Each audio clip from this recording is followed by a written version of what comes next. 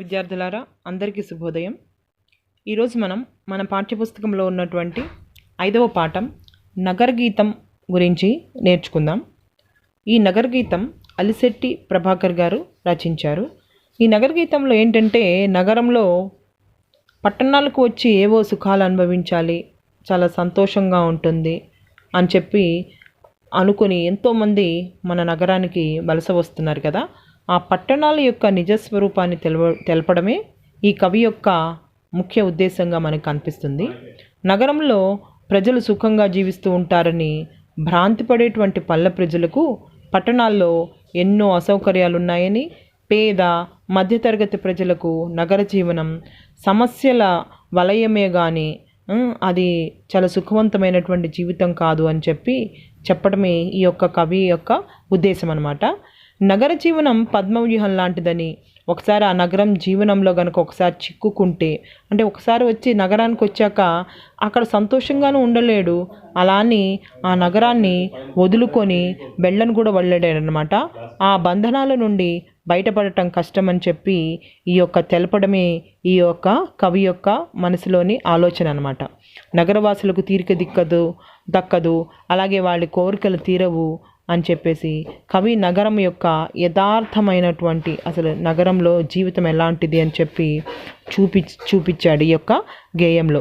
నగరంలో కనిపించేటువంటి పై మెరుపులకని మురిసిపోయి పల్లెలను వదిలేసి నగరాలకు రావద్దని పల్లెవాసులకు ఈయన హితబోధ చేయడమే ఈ కవి యొక్క ఉద్దేశం అన్నమాట. ఈ నగరగీతం అనేటువంటి పాఠాన్ని, అటువంటి నగరగీతం అనేటువంటి గేయాన్ని చక్కగా మనం చదువుకుందాము.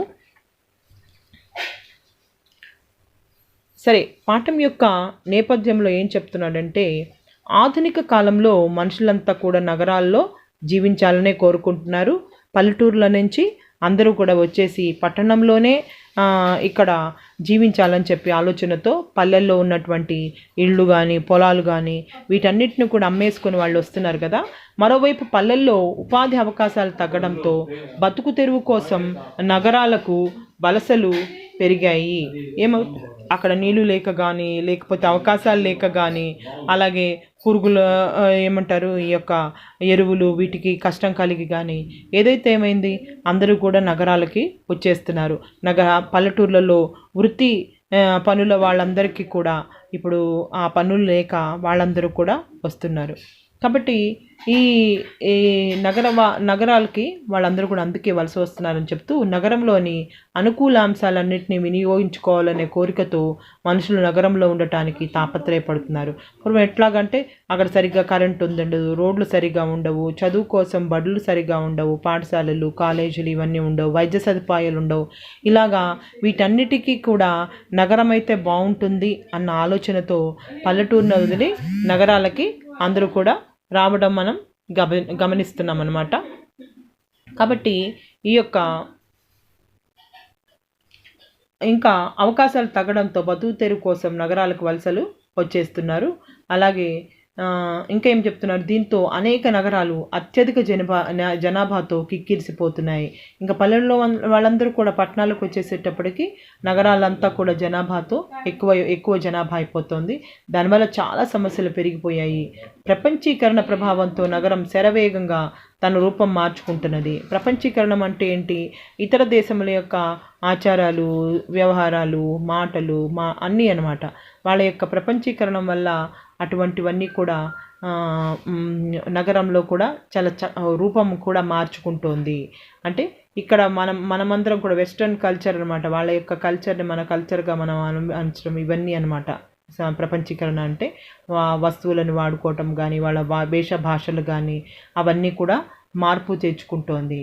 సామాన్యుడికి అందనంత దూరంగా కదిలిపోతున్నది నగరం. మధ్యతరగతికి అంతు చిక్కని ప్రాంతంగా మారిపోయింది నగరం.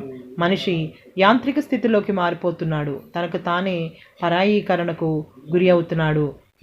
ఈ నేపథ్యంలో నగర జీవితంలోని యథార్థ దృశ్యాలను మన కళ్ళ ముందు నిలుపుతూ నగరపు మరో పార్శ్వాన్ని అంటే ఏంటి, ఇంకొక మనం చూడగానే నగరం అనగానే చాలా అందమైన జీవితం అనేటువంటిది ఒక పక్కన ఒకదైతే, ఒక కాయిన్కి రెండు వైపులు ఉంటాయి కదా. అంటే నాణ్యానికి రెండు వైపులు ఉంటాయి. ఒకవైపు బొమ్మ ఉంటుంది, ఇంకొక వైపు రూపాయి 2 రూపాయలాగా బొరుసు అంటారు, బొమ్మ బొరుసు అంటారు కదా. అలాగా ప్రతిదానికి కూడా ఒకవైపు అందంగా ఉంటే ఇంకోవైపు దానిలో ఉన్న కష్టాలు బాధలు ఆ రెండవ భాగాన్ని ఆ రెండవ పార్శ్వాన్ని చూపించడమే ఈ కవి యొక్క ఉద్దేశం అన్నమాట. ఈ నేపథ్యంలో నగర జీవితంలోని యథార్థ దృశ్యాలను మన కళ్ళ ముందు నిలుపుతూ నగరపు మరో పార్శ్వాన్ని చూపుతూ వాస్తవాలని కఠినంగా నిర్వచించిన తీరును తెలియచెప్పడమే ఈ పాఠం యొక్క ఉద్దేశం. తర్వాత ఈ కవి గురించి తెలుసుకుందాం. ఈయన అలిశెట్టి ప్రభాకర్ గారని ముందరే చెప్పుకున్నాం కదా. ఈయన 12/1/1954లో జన్మించారు. 12/1 మళ్ళీ అదే రోజున చూడండి, ఆయన పుట్టినరోజు మరణించిన డేటు రెండు కూడా ఒకటే కనిపిస్తున్నాయి మనకి ఇక్కడ. అది 1954లో 1993లో. బట్ ఈయన 12/1 అంటే ఆయన పుట్టినరోజులో ఆయన మరణించాడు. అదనమాట కోఇన్సిడెంట్ అని చెప్పొచ్చు. కరీంనగర్ జిల్లా జగిత్యాల జన్మస్థలం ఈయనది. మొదట చిత్రకారుడిగా జీవితం ప్రారంభించాట. ప్రారంభంలో పండుగలు, ప్రకృతి దృశ్యాలు, సినీ నటుల బొమ్మలు పత్రికలకు వేసేవాట. తర్వాత జగిత్యాలలో సాహితీ మిత్ర దీప్తి సంస్థ పరిచయంతో కవిత్వ రంగంలోకి ప్రవేశించాడు. 1974లో ఆంధ్ర సచిత్ర వారపత్రికలో వచ్చినటువంటి పరిష్కారం అనేటువంటి ఆయన వచ్చైనటువంటి మొదటి కవిత పరిష్కారం అన్నమాట. ఈయన జగిత్యాల స్టూడియో పూర్ణిమ 1976లో, కరీంనగర్లో స్టూడియో శిల్పి 1979లో, హైదరాబాద్లో స్టూడియో చిత్రలేఖ 1983లో ఏర్పాటు చేసుకొని జీవిక కోసం ఫోటోగ్రాఫర్గా, అంటే ఆయన యొక్క స్టూడియో పేర్లు అనమాట ఇవన్నీ కూడా. ఆయన ఒక ఫోటో స్టూడియో ఉండేదని చెప్పుకున్నాం కదా, అలా రకరకాల ప్రాంతాల్లో ఆ పేరుతో ఆయన ఫోటో స్టూడియోస్ పెట్టుకున్నారట. తర్వాత ఏనాడు సంపాదన కోసం ఆరాటపడలేదు. తన కళ ప్రజల కోసమే అని చివరి వరకు నమ్మాడు. ఎర్రపావురాలు మొదటి కవితా సంకలనం అంట అయింది. అంటే కవితా సంకలనం అంటే ముందరే చెప్పుకున్నాం కదా, రకరకాల కవితలను ఒక చోట చేర్చి ఒక పుస్తకంగా ఏర్పాటు చేస్తే దాన్ని సంకలనం అంటారు. ఆ తర్వాత ఏనాడు సంపాదన కోసం ఆరాటపడలేదు. తన కళలని ఆ యొక్క ప్రజల కోసమే అని చెప్పి చివరి వరకు కూడా ఆయన నమ్మేట. మొదటిది ఎర్రపావురాలు, తర్వాత మంటల జెండాలు, చురకలు, రక్తరేఖ, ఎన్నికల ఎండమావి, సంక్షోభ గీతం, సిటీ లైఫ్, అలాగే అచ్చైన కవిత్వ సంకలనాలు. ఆంధ్రజ్యోతి దినపత్రికలో 6 ఏళ్ల పాటు సీరియల్గా సిటీ లైఫ్ పేరుతో హైదరాబాద్ నగరంపై రాసిన మినీ కవితలతో ప్రఖ్యాతి పొందాడు. ఆయన చూడండి ఆంధ్రజ్యోతి 6 ఏళ్ల పాటు అంటే 6 years అనమాట. ఆయనది ప్రతిరోజు కూడా ఒక కాలం ఉండేది మినీ కవిత అని. ఆ కాలంలో ఆయన సిటీ లైఫ్ అనే పేరుతో రోజు ఒక కవిత రాసేవారు అనమాట. కాబట్టి తన కవిత్వంతో పాఠకుల్లో ఆలోచన దృక్పథాన్ని, సామాజిక చైతన్యాన్ని పెంపొందించిన కవి అలిశెట్టి ప్రభాకర్ గారు. ఆయన యొక్క కవితను మనం ఇప్పుడు చదువుకుంటాము. తర్వాత ఈయన ఇక్కడ ఒక ఈ పాఠంలోకి ప్రవేశిస్తూ ఏం చెప్తున్నానంటే, ఈ పాఠం గురించినది దృష్టిని బట్టి సృష్టి గోచరిస్తుంది. అంటే మంచి వాళ్ళకంతా మంచే కనబడుతుంది, చెడ్డ వాళ్ళకంతా చెడ్డ కనిపిస్తుంది అని చెప్తాం కదా. అలాగే ఇక్కడ మన దృష్టి బాగా ఉంటే మనకు అన్నీ కూడా ఒక్కొక్కప్పుడు మనకు అలాగే కూడా చూడండి, మన మిత్రులు మనని తిట్టినా కానీ మనకు అందంగానే కనిపిస్తుంది, మన శత్రువులు మనని మెచ్చుకున్నా కూడా మనకి ఏమవుతుంది, అది మనకి తిట్టుగా అనిపిస్తుంది. ఏంటి వెక్కిరిస్తున్నావా అని అడుగుతారు మెచ్చుకున్నా కానీ. కాబట్టి మన దృష్టిని బట్టి సృష్టి అంటే ఏంటి, ఈ ప్రపంచం అనమాట మనకు కనిపిస్తుంది. గోచరించడం అంటే కనిపిస్తుంది. కొందరిని కొన్ని సన్నివేశాలు విశేషంగా ఆకర్షిస్తాయి. కొందరికి అంత ఆకర్షణీయంగా అదేమీ అనిపించదు, కానీ కొందరికి మాత్రము కొన్ని విషయాల్లో చాలా ఆసక్తిగా చాలా అయింది. అదేమిటి మామూలే, వేరే వాళ్ళకి అది మామూలుగా అనిపించవచ్చు కానీ కొందరికి అవే చాలా ప్రత్యేకమైనటువంటి అంటే అట్రాక్టివ్గా అనిపించవచ్చు అని చెప్తున్నాడు. సహృదయుడు ప్రతి కదలిక నుంచి ప్రేరణ పొందుతాడు. మనకి మామూలుగా అనిపించినవి కవికి ఏమనిపిస్తాయి, అందులో ఒక ప్రత్యేకత ఆయన గమనించగలనమాట. ఆయన కళ్ళకి మాత్రమే కనిపిస్తుంది అది. అతని భాష ఆయుధమైతే భావం కవితా రూపం సంతరించుకుంటుంది. అట్లాగా మంచివాడికి ప్రతి కదలిక, ప్రతి మూమెంట్, ప్రతిది ఏది చూసినా కానీ అందులో ఒక ఆర్ట్ అంటే ఇక్కడ కళాహృదయం ఉన్న వాళ్ళకి ఏది చూసినా కానీ దానిలో ఒక కళ, ఒక అందంగా కానీ ఇంకొక దాని గురించినటువంటి ఒక వివరణ. కవి కాబట్టి ఈయనకి దాని గురించినటువంటి కవిత్వం పెళ్ళుబుకి వస్తుందిట. అలాగే ఈయన కవితా రూపం, ఆయన కనుక భాష బాగా ఉంటే ఏమవుతుంది. మనం కూడా రోజు చూస్తాం రోడ్డు మీద 4 కొండల రోడ్లలో ఈ యొక్క సందడిగా ఉండటము, హారన్ల మోతలు, ఇవన్నీ మనం రోజు చూస్తాం. ఎవరు మనం పట్టించుకోకపోవటం, అలాగే రోడ్డు మీద ఎవరెవరినో చూసి మనం పట్టించుకోకుండా వెళ్ళిపోవడం, ఇవన్నీ మనం గమనిస్తాం. కానీ ఇక్కడ కవి కాబట్టి ఆ ప్రతిదాన్ని ఆయన చక్కగా వర్ణించి మనకు వివరించి చెప్తున్నాడు. నగరంలోని మూలలు వేరు, మూలాలు వేరు. మూలలు అంటే ఏంటి? కార్నర్స్, ప్రతి కార్నర్లో ఎక్కడ ఏ మూల ఏం జరుగుతుంది అనేది. మూలాలు అంటే రూట్స్ అనమాట. మూలలు అంటేనేమో కార్నర్స్, మూలాలు అంటే రూట్స్. ఈ రెండు కూడా ఆయన ఎట్లా దర్శించాడో ఈ యొక్క మినీ కవిత, అలిశెట్టి మినీ కవితల్లో మన కళ్ళ గడుతుంది. మనసు కిటికీ తెరిచి చూస్తే అక్షరాల వెనుక అనంత దృశ్యాలు కనిపిస్తాయి అని చెప్తుంది.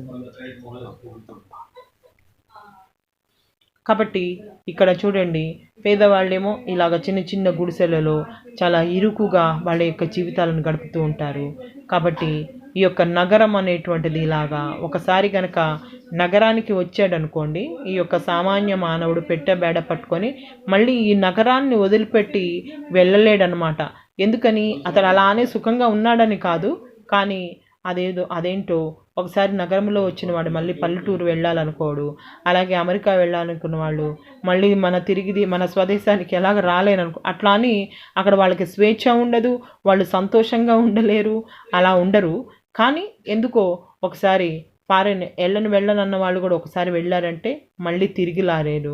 అలాగే పల్లెటూరు నుంచి నగరంకి ఏదో కొద్ది రోజులు ఉందామని వచ్చిన వ్యక్తి కూడా నగరంలో ఎప్పటికీ శాశ్వతంగా ఉండిపోయి జీవితాన్ని ఎంత కష్టమైనా కానీ ఇక్కడే గడపాలనుకుంటాడు. అది అన్నమాట. కాబట్టి ఇప్పుడు ఇక్కడి నుంచి మనం మన యొక్క పాఠాన్ని మొదలు పెట్టుకుందాం.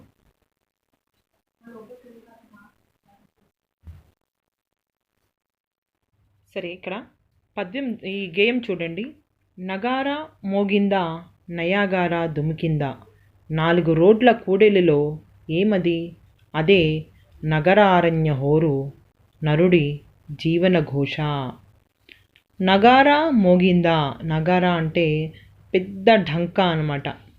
అట్లా పెద్ద ఢంకా శబ్దం చేసిందేమో అనిపించేటట్లుగా నయాగారా దుమికిందా. నయగారా అంటే ఏంటి? అమెరికాలో ఉన్నటువంటి ఒక పెద్ద జలపాతానికి నయాగారా. అది పైనుంచి కిందకి దుమికేటప్పుడు, ఆ నీళ్లు పడేటప్పుడు పెద్ద ధ్వని వస్తుంది కదా. అట్లాగే 4 రోడ్ల కూడలిలో రకరకాలైనటువంటి వాహనాలు, మనుషులు వాళ్ళు తిరిగేటప్పుడు వాళ్ళు మోగించేటువంటి ఆ యొక్క బండ్ల యొక్క వాహనాల యొక్క హార్న్స్ ఉంటాయి కదా, వాటిని మోగించినప్పుడు ఆ యొక్క శబ్దం అనమాట. అదే ఆ ధ్వనినా అనిపించేటట్లుగా అనమాట. ఏది?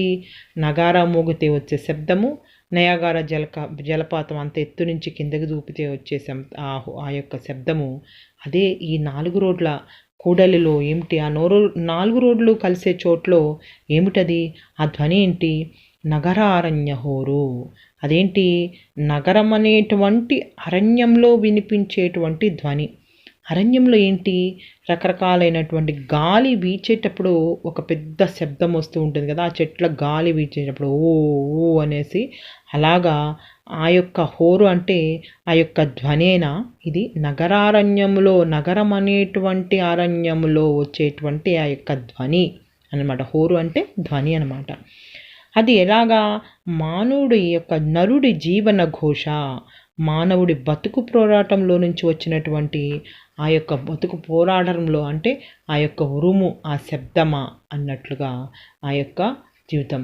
అంటే ఏంటి? పట్టణంలో అనేక వాహనాల చప్పుళ్లతో, మనుషుల మాటలతో, చిన్న చిన్న వ్యాపారులు సరుకులు అవి ఇవి అమ్ముకుంటూ చేసేటువంటి అరుపులతో, ఇంకా వేర్వేరు ధ్వనులతో ఈ 4 రోడ్ల కూడలి అంతా కూడా చాలా రణగొణ ధ్వనిగా ఉంటుంది. అలాగే ఆ యొక్క శబ్దాలు, ఆ యొక్క వాహనాలు పెద్ద పెద్దగా హార్న్స్ మోగిస్తూ ఉంటే అవన్నీ లారీలు, స్కూటర్లు, కార్లు, ఈ పెద్ద పెద్ద అవి ఎట్లా ఉంటాయట? పెద్ద ఢంకా ధ్వనిలాగా మహా వేగంతో దూకేటువంటి యొక్క నయాగారా జలపాతం యొక్క హోరు అంటే ధ్వనిలాగా ఇవన్నీ కూడా వినిపిస్తాయి. నిజానికి అది అరణ్యం లాంటి నగరం చేస్తున్నటువంటి ధ్వని. ఆ ధ్వని ఏంటది? అరణ్యం లాంటి నగరం, నగరం అనేది అరణ్యం చేస్తున్నటువంటి ఆ యొక్క ధ్వని, అది పట్టణ జీవి యొక్క బతుకు పోరాటంలో వచ్చినటువంటి ఉరుములాంటి ధ్వని అని చెప్పి, నగరము చాలా రణగణధ్వనిగా ఉంటుంది, ఎక్కడ ప్రశాంతత ఉండదు అని చెప్పటం ఇక్కడ ఈ యొక్క కవి ఉద్దేశం. తర్వాత చూద్దాం, చూడండి. తల్లి ఒడి వంటి పల్లెసీమల్ని వదిలి, తల్లి ఒడి అంటే అమ్మ ఒడిలో అనమాట. అమ్మ ఒడిలో ఎంతో హాయిగా ఉంటుంది కదా, అలా అమ్మ ఒడి లాంటి ఆ పల్లెసీమల్ని, గ్రామసీమల్ని అని చెప్పి గ్రామాలను వదిలేసేసి తరలి వచ్చిన పేద రైతులు, బయలుదేరి నగరానికి వలస వచ్చినటువంటి ఓ పేద రైతులు, పేదవాళ్ళైనటువంటి రైతులారా, ఇనపెట్టెలంటే ఏంటి? ఇనుముతో చేసినటువంటి పెట్టెలు. ఆ పెట్టెలకు మూత కూడా ఉంటుంది. మూత మూసేస్తే లోపలికి సరిగ్గా గాలి రాదు, అవునా? అలాగే అందులో చాలా వస్తువులు పెడతాం ఇరుకిరుకుగా. కాబట్టి అలాగా ఒక పెట్టె ఎంత ఇరుకుగా ఉంటుందో, అలాంటి ఇనపెట్టె లాంటి పట్టణాలలో, అంటే చిన్న చిన్న ఇళ్లలో, ఈ యొక్క నగరాల్లోని ఇళ్ళు కూడా చాలా చిన్న చిన్నగా ఉంటాయి కదా. వాళ్ళ పల్లెటూరులో ఉండేటువంటి పెద్ద విశాలమైన లోగిళ్ళు, చక్కగా బయట కూర్చోవడానికి చావిడి, ఇవన్నీ ఉంటాయి. అవన్నీ లేకుండా ఇనపెట్టెలాంటి, ఇనుముతో చేసిన పెట్టెల వంటి ఇరుగ్గా ఉన్నటువంటి ఈ పట్టణాల్లో, ఈ నగరాల్లోని ఇళ్లల్లో ఊపిరాడని మీ బ్రతుకులు. ఊపిరాడనటువంటి అంటే గాలి పీల్చుకోవడానికి కూడా గాలి దొరకదు. సరి అయిన స్వచ్ఛమైన గాలి పీల్చుకోవడానికి స్వచ్ఛమైన గాలి దొరకనటువంటి, గాలి ఉంటుంది అన్ని చోట్ల, కానీ ఏంటి, వాళ్ళ ఇంట్లో ఉండాలంటే తలుపులు వేసేసుకొని, కిటికీలు ఉండవు, ఏముండవు, ఒక చిన్న గదిలోనే ఒక 4-5 ఉండటము, ఇలాగనమాట. కాబట్టి శ్వాస పీల్చుకోవడానికి కూడా గాలి దొరకదు. ఒకవేళ గాలి దొరికినా అది స్వచ్ఛంగా ఉండదు. అట్లాంటి మీ బతుకులు అని చెప్తున్నాడు. అలాంటి అంటే మీ జీవితాలు అట్లాంటివన్నీ. అలాగా ఇక్కడ నగరంలో ఉంటే అలాంటి జీవితాన్ని మీరు గడపాల్సి వస్తుంది అంటూ, అమ్మఒడి లాంటి పల్లెటూర్లను వదిలిపెట్టి బతుకు బరువు కోసమని, బతుకు తెరువు కోసమని చెప్పి మీరందరూ నగరానికి వచ్చారు ఓ పేద రైతులారా. నిజంగా తలదాచుకోవడానికి కూడా అంత పెద్ద పట్టణంలో కాస్తంత స్థలం కూడా దొరకదు మీకు. అక్కడ ఇక్కడ ఎక్కడొక్కడ ఇరుక్కొని ఉండాల్సి వస్తుంది. ఆ పేద రైతులు ఇనపెట్టెల్లాంటి ఇళ్లలో బాగా ఇరుకైనటువంటి, ఇంకా అంటే ఆ యొక్క అలాగే శుభ్రంగా కూడా ఉండదు కదా, అలాంటి మురికి రోడ్ల వీధుల్లో కాపురం ఉండాల్సి వస్తుంది. అక్కడ వారికి హాయిగా పీల్చుకోవడానికి స్వచ్ఛమైన గాలి అవన్నీ ఉన్నటువంటి పల్లెటూరు వాళ్ళకి ఇక్కడికి వచ్చాక పీల్చుకోవడానికి మంచి గాలి కూడా, స్వచ్ఛమైన గాలి కూడా దొరకదు. అందుకే వారు ఇక్కడ ఊపిరాడని బతుకులతో నగరంలో జీవిస్తూ ఉంటారు అని చెప్పేసి కవి ఇక్కడ పల్లెటూర్ల నుంచి వచ్చినటువంటి ఆ యొక్క పేదవాళ్ళ యొక్క బతుకులను గురించి బాధగా చెప్తూ ఉన్నాడు. తర్వాతది, నగరంలో ప్రతి మనిషి పఠనీయ గ్రంథమే, మరి నీ బ్రతుకు పేజీలు తిరిగేసేదెవరో అంటున్నాడు. పట్టణంలో నివసించే ప్రతి మనిషి కూడా పఠనీయ గ్రంథం అంటే ఏంటి? చదవదగినటువంటి పుస్తకం లాంటి వాడు అనమాట. పుస్తకం చదివితే ఎన్నో విషయాలు తెలుస్తాయి కదా. అలాగే మన నగరంలో జీవించేటువంటి ప్రతి వ్యక్తి యొక్క చరిత్ర కూడా మనం పరిశీలిస్తే ఎన్నో సత్యాలు, మనకి ఎన్నో కష్టాలు, సుఖాలు, ఇలాగా ఎన్నో కథలు మనకి తెలుస్తాయట. అందుకని మరి నీ బతుకు అంటే ఏంటి? నీ జీవితం యొక్క ఈ యొక్క పుస్తకాన్ని, పుస్తకంలో ఉండేటువంటి పేజీలను తిరగేసేదెవరో అంటారు. మరి నీ బతుకు పేజీలు తిరిగేసేదెవరో అంటే, నీ యొక్క బతుకు అనంటే నీ జీవితం అనేటువంటి పుస్తకం యొక్క పేజీలను ఎవరు చదువుతారో అంటే, ఎవ్వరూ కూడా నగర జీవి యొక్క చరిత్రను ఎవరు పట్టించుకోరు. అంటే ఎవరికి వాళ్ళే, అందరికీ తలొక కథ ఉంటుంది వాళ్ళ జీవితంలో, కానీ అది చదివేవాడు ఎవరు ఉండరు. నగర జీవుల చరిత్రలో ఎన్నో ఆసక్తికరమైనటువంటి, అలాగే కష్టాలతో కూడినటువంటి సంగతులు ఎన్నో ఉంటాయి. కానీ ఎవ్వరు అతడి వివరాలు అడగరు కదా, ఎవరు పట్టించుకోరు. చెప్పినా పట్టించుకోరు, అలా అని ప్రత్యేకంగా అడగరు కూడా. కాబట్టి నగరంలో ప్రతి మనిషి కూడా చదివి తెలుసుకోవాల్సిన ఒక పుస్తకం లాంటి వాడు. ఒక పుస్తకం చదివితే ఎన్నో విషయాలు మనకు తెలుస్తాయి. అలాగే ప్రతి వ్యక్తి యొక్క జీవితంలో కూడా ఎన్నో తెలుసుకోవాల్సిన సంఘటనలు ఉంటాయి. కానీ అది ఎవ్వరూ కూడా తెలుసుకోవడానికి ప్రయత్నించరు. ఎవరి హడావుడిలో వాళ్ళే ఉంటారు. నగరంలో ప్రతి మనిషి వెనుక కూడా ఎన్నో చాలా ఇంట్రెస్టింగ్గా ఉండేటంటే ఆసక్తికరమైనటువంటి విషయాలు ఎన్నో ఉంటాయి. అతడి జీవితంలో సంతోషం ఉంటుంది, బాధ ఉంటుంది. అవన్నీ కూడా ఎవరైనా తెలుసుకొని ఒక పెద్ద సినిమా తీయొచ్చు. అందరూ అంటూ ఉంటారు కదా, నా జీవితం ఒక కథ తీయొచ్చు అని. అలాగనమాట. ఆ వ్యక్తి బాగోగులు మంచి చెడ్డలను ఎవ్వరు పట్టించుకోరు. ఈ చేదు నిజాన్ని కవి ఇక్కడ ఈ విషయాన్ని మనకి ఇక్కడ ఈ యొక్క చెప్పాడు ఈ యొక్క పోయంలో. తర్వాతది, ఉదయమే బస్సుల్లో, రిక్షాల్లో, పేవ్మెంట్లపై విరబూసిన కాన్వెంటు పువ్వుల సందడి, రాలే చదువుల పుప్పొడి అంటున్నాడు. అంటే ఏంటి? ఉదయమే పొద్దున్నే స్కూల్ వాళ్ళు తీసుకెళ్ళేటువంటి బస్సులు, ఆటోలు వీటన్నిటిలో కూడా ఇలాగే వీళ్ళ కొందరేమో వాళ్ళ తల్లిదండ్రులే తీసుకెళ్తారు, కొందరికి ఈ విధంగా రోడ్ల పక్కన పేవ్మెంట్లపై రోడ్ల పక్కన రాళ్ళు పరిచి చదును చేసినటువంటి ఆ నడక. అంటే పేవ్మెంట్లు అంటే ఏంటి? రోడ్డు పక్కన రాళ్ళు పరిచి చదును చేస్తారు చూడండి. అక్కడ ఈ యొక్క కాన్వెంట్ పువ్వులు, విరబూసిన కాన్వెంట్ పువ్వులట. అంటే కాన్వెంట్ బడిలో చదువుకునేటువంటి పువ్వులలాగా, అంటే చక్కగా స్వచ్ఛమైన నవ్వులు నవ్వుకుంటూ పొద్దున్నే విరబూసిన పువ్వుల్లాగా ఉంటాయి. ఆ పిల్లల యొక్క గోల ఉంటుంది. ఆ పిల్లల మాటలు ఎలా ఉంటాయట? ఆ పిల్లలనే పువ్వుల నుండి రాలిపడే పుప్పొళ్ళు అంటాడు. మాటలు ఇంగ్లీష్లో రకరకాలుగా చక్కగా మాట్లాడుతూ ఉంటారు కదా, అవేమో పుప్పొడితో వాళ్ళు మాట్లాడేటువంటి మాటలు, వాటి గురించినటువంటి వాళ్ళు చదువు గురించి లేకపోతే ఇంగ్లీష్లో మాట్లాడుకుంటూ, లేక ఏదైనా డౌట్స్ ఉంటే వాటిని క్లియర్ చేసుకుంటూ అట్లా పొద్దున్నే ఆ పేమెంట్ల మీద నిలబడి వాళ్ళు పెద్ద పెద్దగా గోలగోలగా మాట్లాడుకుంటారు కదా, చదువు గురించినటువంటి అవి వాళ్ళ చదువుల యొక్క పుప్పొడిగా ఇక్కడ కవి వర్ణిస్తున్నాడు అనమాట. కాబట్టి నగరంలో ఉదయాన్నే సిటీ బస్సుల్లో, స్కూల్ బస్సుల్లో, ఆటో రిక్షాల్లో, సైకిల్ రిక్షాల్లో నడుస్తూ పేవ్మెంట్లపై ఈ యొక్క బాగా పూసినటువంటి పువ్వులు వంటి స్కూల్ పిల్లలు సందడి చేస్తూ ఉంటారు కదా, వారి మాటల నుండి చదువుల పుప్పొడి రాలుతూ ఉంటుంది. పుప్పొడి రాలటం అంటే ఏంటి? పువ్వులేమో పిల్లలు, వారి నోట్లోంచి వచ్చే మాటలు, పాటలు వాటినేమో ఆ పువ్వుల నుండి రాలేటువంటి పుప్పొడి వంటిదని చెప్పేసి కవి ఇక్కడ వాటిని కంపేర్ చేస్తున్నమాట. వాళ్ళ మాటలనేమో పుప్పొడితోనూ, వాళ్ళనేమో పువ్వులతోనూ. పువ్వుల్లోంచి ఎలాగ పుప్పొడి రాలుతూ ఉంటుంది, అలాగే వాళ్ళ నోట్లోంచి కూడా అలాగ మాటలు రాలుతున్నాయి, పాటలు రాలుతున్నాయి అని చెప్పి ఇక్కడ చెప్పాడనమాట. ఇది తర్వాత ఇక్కడ ఇంకా సిటీ తర్వాత గేమ్ చూద్దాము. సిటీ అంటే అన్నీ బ్యూటీ బిల్డింగులు కావు, అటు భవంతులు, ఇటు పూరిళ్ళు, దారిద్ర్యం, సౌభాగ్యం, సమాంతర రేఖలు అంటున్నాడు. సిటీ అంటే అన్ని బ్యూటీ బిల్డింగులు కావు. సిటీ అంటే నగరం, పట్టణం. అంటే సిటీ అంటే ఏంటి? నగరం అంటాం, దీన్నే పట్టణం అంటాం. అలాంటి అక్కడ అన్నీ కూడా అందమైనటువంటి భవనాలే కాదు, ఒక పెద్ద పెద్ద అటు భవంతులు ఉంటాయి, ఇటు పూరిళ్ళు ఉంటాయి. అంటే ఓ పక్కన పెద్ద పెద్ద అందమైన భవనాలు ఉంటే వాటి పక్కనే ఇంకో గడ్డితో రేకులతో కప్పినటువంటి చిన్న ఇరుకు ఇళ్ళు కూడా ఉంటాయి. అలాగే దారిద్ర్యం, సౌభాగ్యం అంటే పేదతనం, బీదరికం ఉంటుంది. అలాగే చాలా ధనవంతులైనటువంటి వాళ్ళు అది కూడా ఉంటుంది, భాగ్యవంతులు అంటారు. అలాగే బీదవాళ్ళు కూడా ఉంటారు. కాబట్టి వీళ్ళిద్దరూ కూడా సమాంతర రేఖలు. సమాంతరం అంటే సమానంగా గీసినటువంటి రేఖలు. పైన ఒక గీత, కింద ఒక గీత గీసామనుకోండి, రెండు సమాంతరంగా ఉంటాయి, వంకర టింకర్లు ఏముండవు. ఎంత దూరం సాగించినా అవి ఎక్కడ కలవవు. అంటే ఈ యొక్క పేదరికం అనేది ఒక లైన్ అయితే, ఈ యొక్క చక్కగా ఈ ధనవంతులది ఇంకొక గీత అనమాట.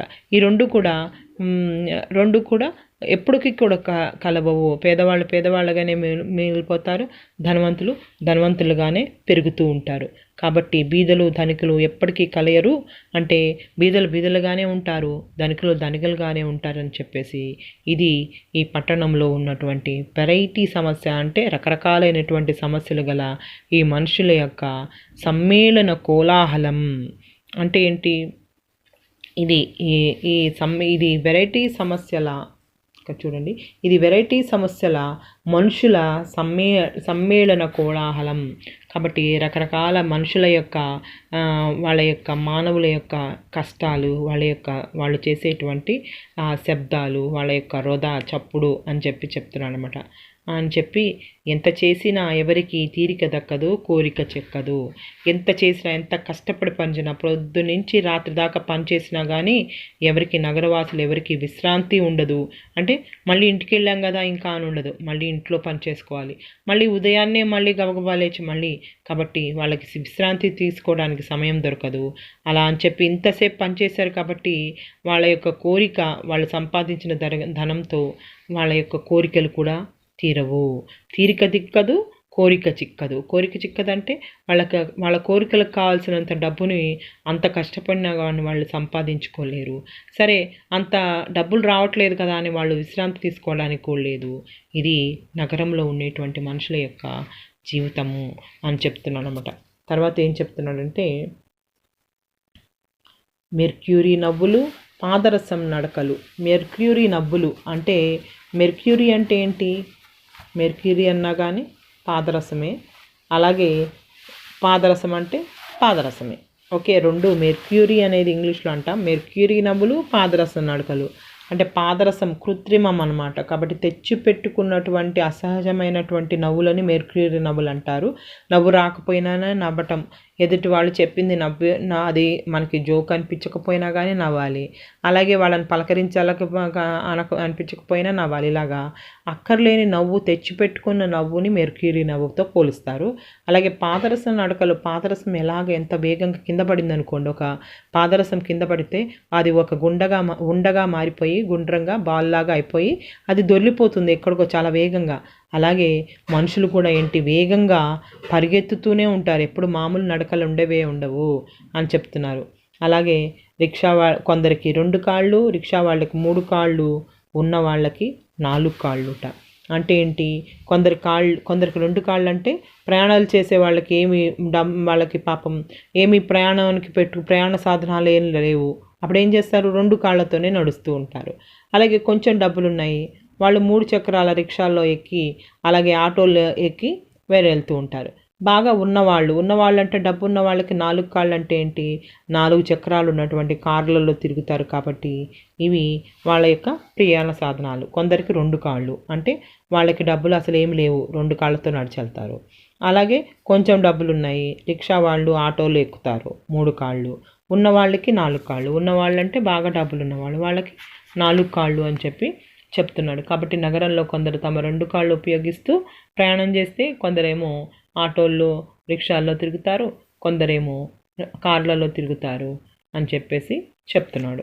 తర్వాతది, నగరంలో అన్ని పక్కల సారించాలి మన చూపులు, మహానగరాల రోడ్లకి మరణం 4 వైపులు అని చెప్తున్నాడు. పట్టణంలో నడిచేటప్పుడు ఏం చేయాలట?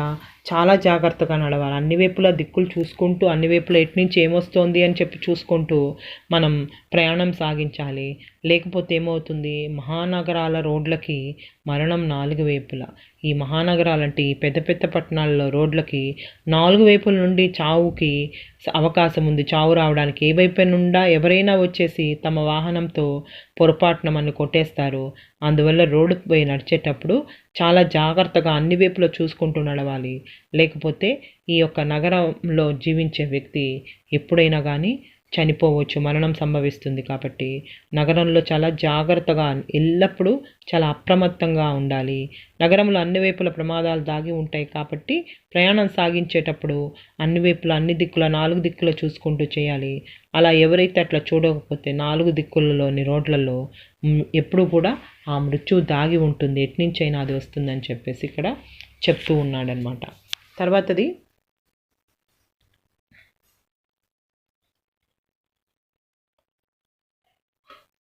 ఇది చూడండి. నగరం మహావృక్షం మీద ఎవరికి వారే ఏకాకి, నగరం అర్థం కాని రసాయన శాల, నగరం చిక్కువీడని పద్మం వ్యూహం అని చెప్తున్నాడు. కాబట్టి ఇక్కడ నగరం మహావృక్షం మీద ఎవరికి వారే, ఈ పట్టణం అనేది ఒక పెద్ద వృక్షం, చెట్టు అయితే ఆ చెట్టు మీద రకరకాల పక్షులు అన్నీ జీవిస్తూ ఉంటాయి. కానీ ఎవరు పట్టించుకోరు, ఎవరి పని వాళ్ళదే కదా. అందుకని వృక్షం మీద పక్షుల్లా నగరంలో మనుషులు ఉంటారు. చెట్టు మీదకి ఎక్కడెక్కడి నుండో పక్షులు వచ్చి వాళ్తూ ఉంటాయి. ఆ పక్షులు అన్నీ కలిసి ఒకచోట సహజీవనం కలిగిస్తాయి కానీ కలిసికట్టుగా కలవడిగా ఉంటాయి. కానీ నగరం అనే మహావృక్షం మీద ఉన్నటువంటి నగర జీవులు మాత్రము తమ పక్కవారితో ఎటువంటి సంబంధాలు లేకుండా, ఇరుగు పొరుగు వాళ్ళు అనే ఆలోచన లేకుండా ఎవరికి వాళ్ళే ఒంటరిగా బతుకుతూ ఉంటారు. నగరంలో మనుషులు పక్కవారిని పట్టించుకోరు. ఒకే అపార్ట్మెంట్లో ఉన్నా కానీ ఒకరికొకరు వారు తెలియకుండానే బతుకుతారు. వాళ్ళకి పరిచయాలు కూడా చాలా తక్కువ, ఎక్కువ ఉండవు. కాబట్టి అని చెప్తూ నగరం అర్థం కాని రసాయనశాల అంటున్నాడు. అంటే ఏంటి? ప్రయోగశాల, ల్యాబొరేటరీ అన్నమాట. పట్టణం అనేది ఏమిటో అర్థం కాని, అంటే అక్కడ ఏమేమి ఉన్నాయో, ఆ రసాయనశాలలో ఏమేమి కెమికల్స్, రసాయనాలు ఉన్నాయో మనకు తెలియనట్లే ఇక్కడ కూడా పట్టణంలో అది ఏమిటో సరిగా తెలియనటువంటి, అలాగ పట్టణంలో చిక్కుల్లో తెగినటువంటి నగరవాసులు దాని నుండి ఇంకా అంటే వాళ్ళకి అక్కడ ఏం జరుగుతోందో, ఎటు నుంచి ఏం చేయాలి అది ఏమి తెలియకుండా ఉంటారు. ప్రయోగశాలలో రసాయన ద్రవాలు ఇంకా రకరకాలు ఉంటాయి కదా, అవన్నీ కూడా ఏది కలిస్తే ఏమవుతుంది, ఏ రసాయనం రెండు కలిపితే ఇంకొకటి వస్తుంది కదా, అలా చేసినప్పుడు అప్పుడు ఆ యొక్క రిజల్ట్ వేరేగా ఉంటుంది. అట్లా వేరువేరు రసాయనాలు కలిపినప్పుడు, కెమికల్స్ కలిపినప్పుడు ఇంకొక కొత్త రసాయనం వస్తుంది. అంటే దాని యొక్క రిజల్ట్ వేరేగా ఉంటుందో. కానీ మనకు తెలియకపోతే అదంతా చాలా అయోమయంగా ఉంటుంది కదా. ఒకటి సైన్స్ టీచర్కి వాళ్ళకే తెలుసు, సైంటిస్టులకే. అలాగే రసాయనశాలలాగే నగరంలో కూడా అర్థం కాని విషయాలు ఎన్నో ఉంటాయి. అది ఒక పద్మవ్యూహం లాంటిది. పద్మవ్యూహంలో చిక్కుకున్న అభిమన్యుడు బయటికి రాలేక అందులోనే మరణించాడు. అట్లాగే నగరజీవి కూడా ఈ యొక్క నగరం యొక్క సమస్యల్లో నగరంలో చిక్కుకొని అక్కడే ఉంటాడు కానీ మళ్ళీ తిరిగి వెనక్కి వెళ్దామనుకోడు. నగరంలో బతుకుదామని నగరానికి ఎవరెవరో వస్తారు. అక్కడ ఏదో ఒక చిన్న ఉపాధి, ఒక ఉద్యోగం దొరుకుతుందని ఆశతో వస్తారు. ప్రస్తుతానికి ఏదో దొరక్కపోయినా ఏదో ఒక రోజున మళ్ళీ ఇప్పుడు కాకపోతే రేపన్నా దొరుకుతుంది. ఒకవేళ ఉద్యోగం దొరకలేదు మళ్ళీ వెంటనే పల్లెటూరుకి వెళ్ళిపోకుండా ఏం చేస్తాడు, ఇవాళ కాకపోతే రేపు దొరుకుతుందో లేని ఉద్యోగం కోసం వెతుకుతూనే ఉంటాడు. ఒకవేళ చిన్న ఉద్యోగం జరిగితే ఇవాళ కాకపోతే రేపన్నా పెద్ద ఉద్యోగం దొరకకపోతుందా అని ఆశగా ఎదురు చూస్తూ నగరంలోనే ఉండిపోతాడు. కానీ నగరంలోని సౌకర్యాలు, విలాసాలు, వినోదాలు, పై మెరుగులు వాళ్ళని అక్కడే కట్టిపడేస్తాయి. కానీ వాళ్ళు ఆ నగరం ఇది బాగాలేదు, మనకు కావాల్సినంత విధంగా లేదని తిరిగి వాళ్ళ పల్లెటూరు వెళ్ళడానికి వాళ్ళు వెనక్కి వెళ్ళరు. ఒకవైపు నిరుద్యోగం, మరొక వైపు ఉద్యోగ పొందటంలో ఆ యొక్క పోటీ, ఇంకా ఇక్కడ బతకాలంటే ఎంతో ఖర్చుతో, ఆ ఖర్చు అది సంపాదించలేక కష్టాలు, ఇళ్ళ అద్దెలు, ఇలాగ ఎన్నో సమస్యలు ఉంటాయి. కానీ అయినా కానీ నగరం విడిచి వెళ్ళాలనేటువంటి ఆలోచన ఆ యొక్క ఎవరికి రాదనమాట. నగరాన్ని విడిచి వెళ్ళాలనే బుద్ధి వాళ్ళకి పట్టదు. నగరంలో కాలుష్యం, కలవరం పెట్టినా, సిటీ బస్సులు దొరక్కపోయినా, ట్రాఫిక్ జామ్లో చిక్కుకుపోయినా, వాళ్ళ జీవితంలో సమస్యల్లో ఇరుక్కుపోయినా నగరాన్ని విడిచి మళ్ళీ తిరిగి తమ పల్లెలకు వెళ్ళిపోయి ప్రశాంతంగా జీవిద్దాము, ఈ యొక్క చిక్కుల్లోంచి బయటపడదామని చెప్పి అందుకే ఇక్కడ పద్మవ్యూహంతో చెప్పాడనమాట. ఎన్ని చిక్కులున్నా ఇక్కడే ఉండాలనుకుంటారు కానీ ఆ యొక్క కష్టాలను వదిలిపెట్టేసి మన పల్లెటూరు మనం వెళ్ళి హాయిగా జీవిద్దామని ఎవ్వరు అనుకోరు. కాబట్టి నగరం చిక్కు వీడిన పద్మవ్యూహం, నగరం అర్థం కాని రసాయనశాల అని ఎంతో బాగా చెప్పాడనమాట కవి. కాబట్టి ఈ విధంగా మనకి ఈ యొక్క పాఠంలో కవి ఎంతో బాగా, అంటే మన యొక్క పల్లెటూరులో నుంచి పట్టణాలకు గనక ఈ యొక్క వాళ్ళు కనుక వస్తే కనుక వాళ్ళకి ఎంత కష్టంగా ఉంటుంది అని చెప్తున్నాడు. పట్టణాలకు వచ్చేయో ఏవేవో సంతోషంగా ఉండాలి, ఇక్కడ పెద్ద పెద్ద ఉద్యోగాలు చేయాలి, ఇక్కడ అందరూ సంతోషంగా ఉంటున్నారు అనుకొని చెప్పి వచ్చిన వాళ్ళకి ఒకవేళ ఇక్కడ పట్టణాల్లో ఎన్ని అసౌకర్యాలు ఉన్నా కానీ వాళ్ళ యొక్క కష్టాల సమస్యల వలయంలోనే ఉంటున్నారు. కానీ వాళ్ళు వాటి నుంచి బయటపడటానికి ప్రయత్నం చేయటం లేదు అని చెప్తూ ఈ యొక్క నగర గీతం అనే పాఠంలో కవి మనకి నగర జీవనం గురించి చాలా చక్కగా చెప్పాడు. ఇందులో